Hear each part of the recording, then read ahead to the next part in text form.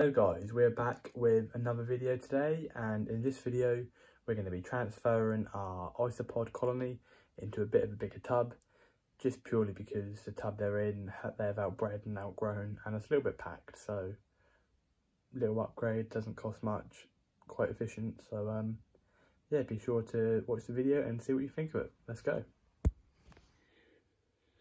Right guys, today, like I said in the intro, we're going to be transferring our little isopod colony, which is just here, into a bit of a bigger tub because all they're doing is breeding.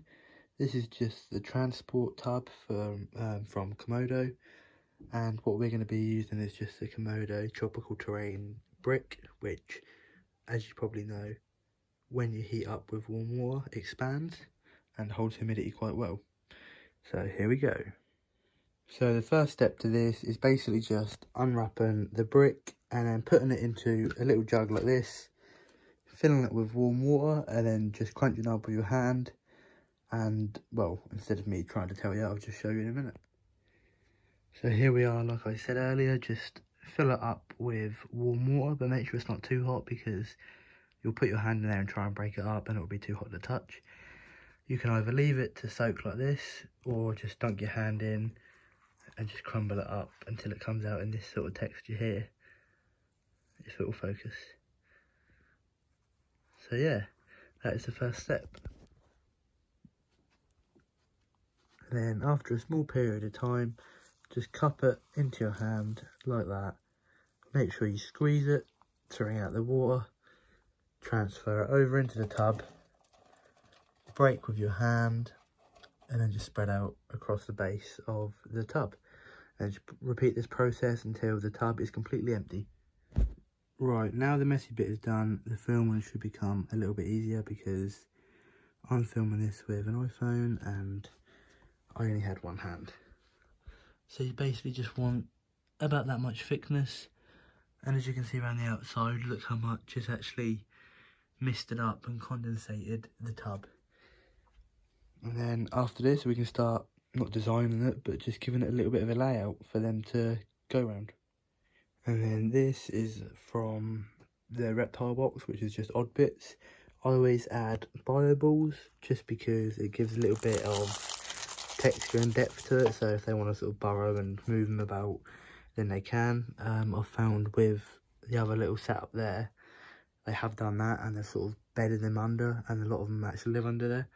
And then just some dry cork bark, and as you can see, this bit what was in there, all the holes that they've actually made themselves to go in underneath, inside, compared to a bit which, say, wasn't in there. So they definitely do use it and take advantage of it, so it's good to make sure there's enough crevices and gaps in there for them to use. So let's start with that. Right, so since we last spoke, we had a small little change. Like I said about putting the log on the side, so what we've done, you probably won't be able to see it very well. The log goes through all the way there, it comes out there, but it's quite condensated, so you won't be able to see much of it. Starts there and ends just at that bit there. Then we'll put a bit of that very well used cork bark over the top, and then we'll just put a little plastic tub there just for food. Basically just chuck it in and leave it because they'll just devour it. So as long as you can keep a place for it to stay, so it don't sit and sort of get mould from all the dirt and moisture around it, plastic will be fine, and then they'll just find their way to it and devour it and clean it up. Other than that, that is all we've done for the time being. So this is the current setup at the minute. As you can see, really packed with movement, lots of life going about in there. Some leftover Pangea that Roller didn't want to eat, so that compared to that is going to be quite a difference. So what we're going to do now is just place this inside there and then just slowly start to pick them out. But as you can see, absolutely loads. We've got brown, we've got the common, and we've got the orange as well. So they'll just start to go in there, just bed them down into there, and then bit by bit we're just going to slowly transfer them over. You've not seen none of the big orange ones yet, but they'll probably be under more bits like that. So there's a few babies there, but nothing major. So yeah, we're just going to transfer them over and I'll show you what it's like when it's all finished. So basically what we've done is just tipped all of the old dirt straight in there. As you can see, a few of the bigger orange ones coming out here now. And what we've done is we're just going to let that bed down. Just put the cork bark over it for the time being. And then rearrange it a little bit more when it's all settled down. That is the food there, just in the little tub, which will be a lot easier to clean out. And then we're just going to neaten it up and show you the final product. Alright guys, that is all of the isopods settled in. I did think about this when I bought the tub, but I weren't sure how it would be. So basically the level I've built the dirt up to, you can see the little slits going across, the little air slits. They're not known to climb on plastic, but they can, if that makes sense. So yeah, just to save the little babies getting out, just took some sellotape and a pair of scissors, just gone around the sides and sellotaped them all the way across.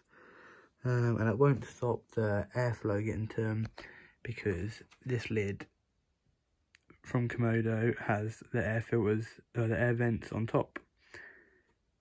So I'm not preventing no airflow for them, and we also won't get no escapees. So other than that, that is the isopods set up for now, and we'll do an update and maybe add some different sort of species and different varieties. But other than that, that is it. And just before we go, guys, I've had one last play about with it. And I know they like being sort of up high on logs. So I've put this little log just sticking out there. And we're just going to add some custodial fuel from Arcadia, which are basically just little pellets like this. They can just go in anywhere and just get sprinkled and chucked around. And then just a little mist, a little spray so they can drink. And other than that, that is the video. So if you have enjoyed the video, then please feel free to leave it a little like and a comment, and what more you want to see me do. So thanks for watching and have a good day.